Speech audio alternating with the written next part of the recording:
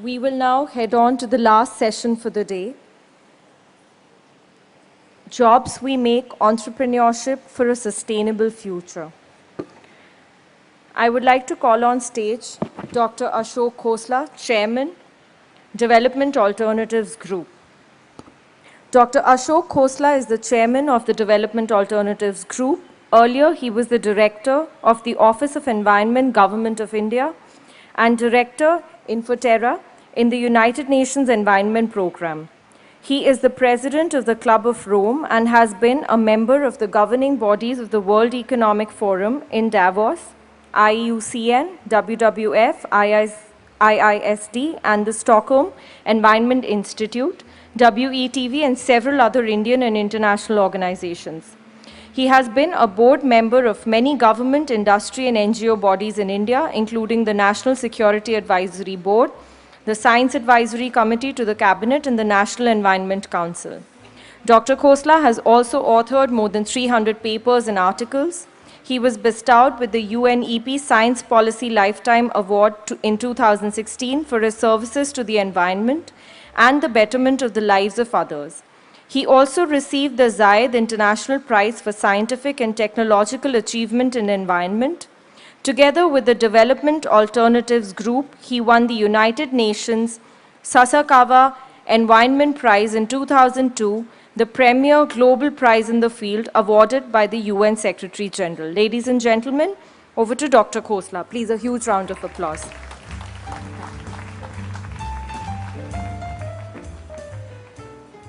Thank you. It's late in the day. 8 o'clock is when we were supposed to finish. And in normal parlance, I'm into overtime. So obviously I'm not going to be very popular with all the people here who are waiting for a drink and something to eat. I spent most of the last night preparing a dazzling PowerPoint for you, but it would take 20 minutes, and I'm not going to do that to you. So I thought I would just share a few quick thoughts that have come up during the course of deliberations this morning and this evening about what ails this world and how we can go about improving it. Creating jobs is, of course, something very important. And creating the jobs that we want is even more important. Jobs that people in the 21st century want, as Rotash and others have said, are not the same as we were able to pass off on people in earlier decades and centuries. This is now the century of the dreamers, the people who are looking at aspirations that never were even conceived of before. And that aspiration leads to aspirations for lives and livelihoods and jobs that require a totally new approach to financing, to technology, to consumption, to production. And we're going to be looking at much bigger things. Work for Progress and the Jobs We Want program is a small part of that. It's a very important part of that in our lives, but it's only a part. When you consider the fact that our world is going through a bunch of incredible crises.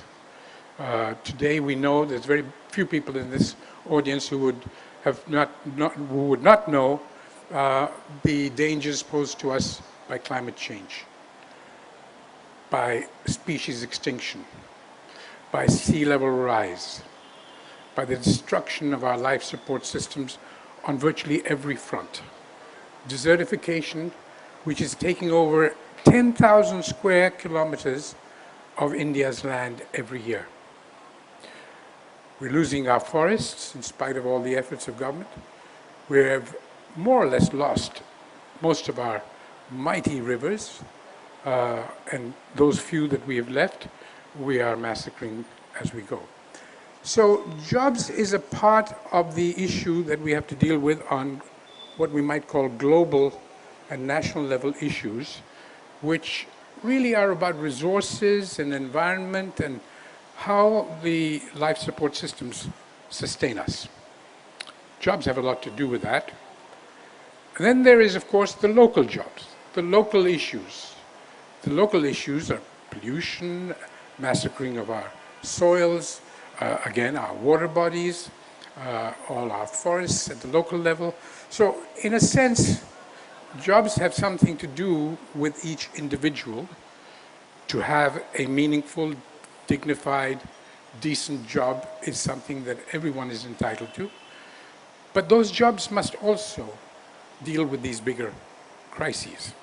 And we sometimes forget in our rush to try and solve this little problem that we may be creating many other big problems.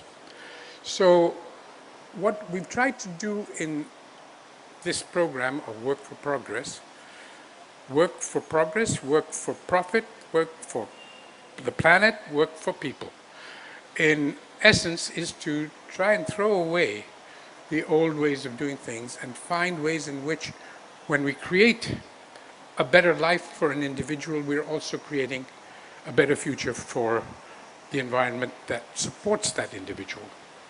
So one thing we've really got to understand, and we've not really fully incorporated and integrated into our work yet, is that the environmental issues, the resource issues, have to be up front in the creation of these jobs. The sustainable livelihood, in a sense, is really a way of describing the kind of job that we're talking about. Livelihoods are generally seen as jobs for the poor, and jobs are seen as jobs for the rich, but in fact, the future depends on our bringing a convergence between those ideas. The dream that we had in developing the Work for Progress is a dream that, in a sense, brings together the strengths, the complementary strengths of two organizations that have spent their entire duration, their entire lives, in seeking that kind of a future. The Caixa Bank is an amazing organization. It was set up in 1906 by the elders of a city, Barcelona, who saw that the economy of that region, Catalonia, was not going to be able to support people unless they were nurtured by various types of social programs. And those social programs cost money. So what do? They set up a bank to create money to basically support those social programs. It's actually a bank that has a foundation that is the first and foremost purpose of that bank. Of course, there's money to be made for the shareholders, there's money to be made for the depositors and everybody else, but here was a genuine social enterprise, way back in 1906. In 1982, we set up in Development Alternatives the first social enterprise dedicated to sustainable development. It was about 20 years after that the social enterprise movement got going, but from way back in the early 80s, we were in the business of trying to make what NGOs, what voluntary organizations do, a good business. Because we saw that as the only way to scale it up, to deliver it on a nationwide scale and make it work. So when the Caixa Bank Foundation and Development Alternatives came together, it was a natural partnership because we'd been working on these issues, but they had the strengths of being international, they had the strengths of having funds, they had strengths of knowledge of banking and of finance, they had the strengths of being a business entity. And DA, Development Alternatives, had the strengths of having a huge amount of field experience from 30 years of working with actual real people. It had the ability to influence policy, which it has demonstrably done over the years, but policies based on empirical evidence from the ground. Also based on good scientific knowledge. We pride ourselves in being a scientific organization that has the ability to find better solutions that converge, that solve simultaneously the problems of the resource base as well as of the human being, and bringing them together. So we have the Work for Progress has two parents, and they're very strong parents because they bring together a DNA which consists of one helix of being very grounded in the realities of village life, and the other strand of the DNA which looks at how do you make that a viable proposition. We also bring to the table a distrust of the mainstream economy's reliance on certain kinds of ways of doing things. One way of doing things is big, centralized, huge, dams, roads, ports, airports, big transport systems. It turns out that if you take the full cost of those big projects, let's take a dam, the full costs including all the ecological costs, all the issues of the financing systems, all the time that the money was tied up while that dam was being made, etc. There aren't many dams in the world that have actually come out positive.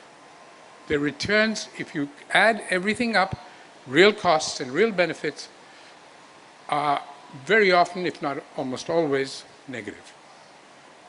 They do have positive impacts. Obviously, they control the water flows, they manage floods, they do a few things. But overall, a big dam is no longer being funded even by the World Bank.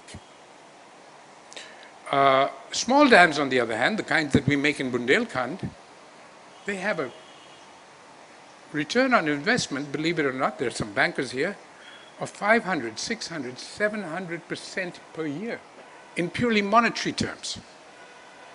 That's not counting what they do for the life of a woman who doesn't then have to walk for hours to get water anymore. It doesn't count the recreation, the wildlife, the ability of children to swim and have recreation. It doesn't add any of that up. Talking about just hardcore 3 crops a year instead of 1 or 0, adding up over 200 or 300 hectares to returns that are 5 times what is spent as capital. That's a very different economics. And it's very difficult to sell this economics to a banker today because it's unfamiliar territory. But you can see it. I mean, we've done it hundreds and hundreds of times. So there is a problem, of course. The people who get the benefits are not necessarily the people who collect the capital investment. And that's one of the issues that the Work for Progress program is trying to solve. How do you motivate people? How do you bring about a change of mindset that this is mine? I am the owner, joint owner, if you like, of that little dam, and I'm going to spend the money, I get the benefits, and I make sure that it will be maintained and the cracks in it will be plugged as soon as they happen, because I'm getting the benefits. That is the part that's the hard part. When we talk about why don't people understand their own self-interest, well, they don't. And very often, they will immediately recognize it the moment you demonstrate it. And then they're good for forever. So sustainability for us means getting people to take responsibility, both of understanding what is their life and figuring out how to deal with it. Once they own it, you go on to the next village. I think I'd like to wrap up by simply giving you 2 or 3 dreams of mine. A very large part of what we've achieved in development alternatives and the Work for Progress is because of pretty radical innovation. Over the last 35 years, we were very privileged to be supported by the UN, by foundations in the US, by bilateral organizations like the Swiss Development Cooperation, the DFID from the UK, and with this enormous amount of money they put into our organization, something of the order of $200 million over those 30 years, we were able to develop a fairly good, solid knowledge base, practical understanding, but also brand new technologies. Technologies that can make houses out of totally new materials like mud. Technologies that can basically bring you clean drinking water at virtually no cost, etc. So a lot of the work that we did was to create technologies for creating jobs, for creating livelihoods, weaving technologies, recycling technologies.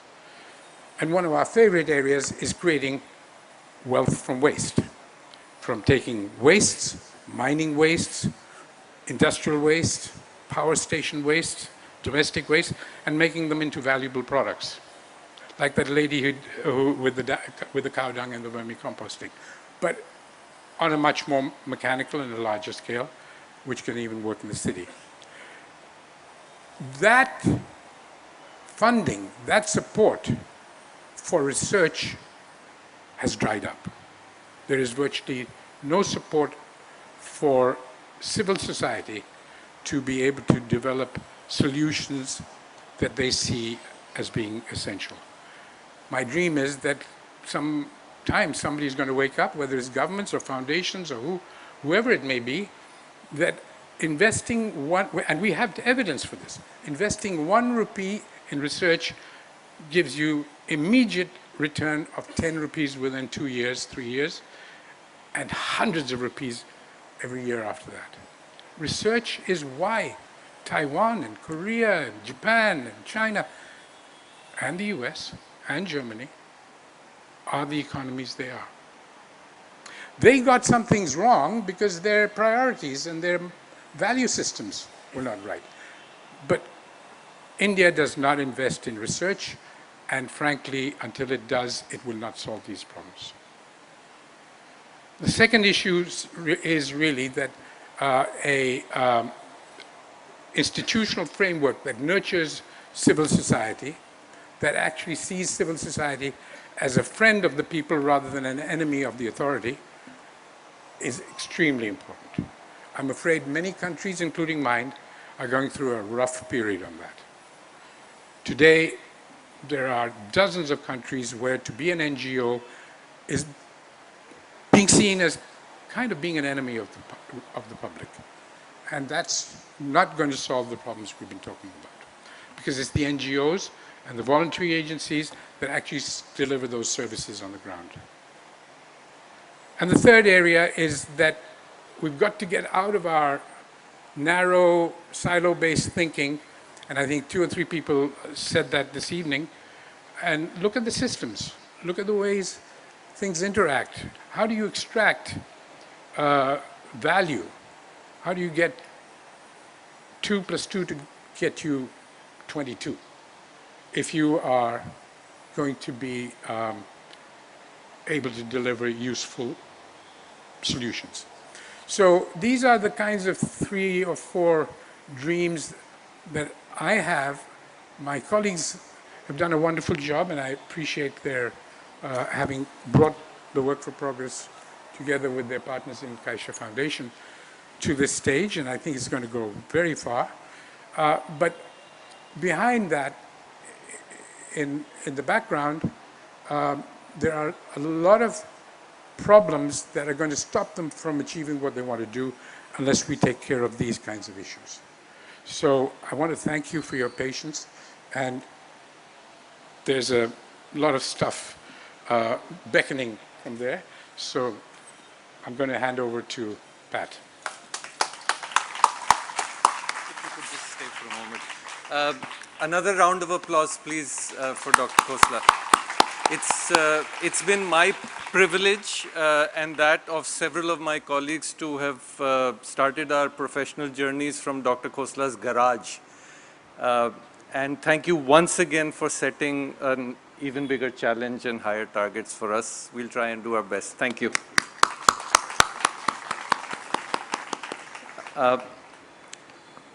We're at the end of the evening. Actually, not yet.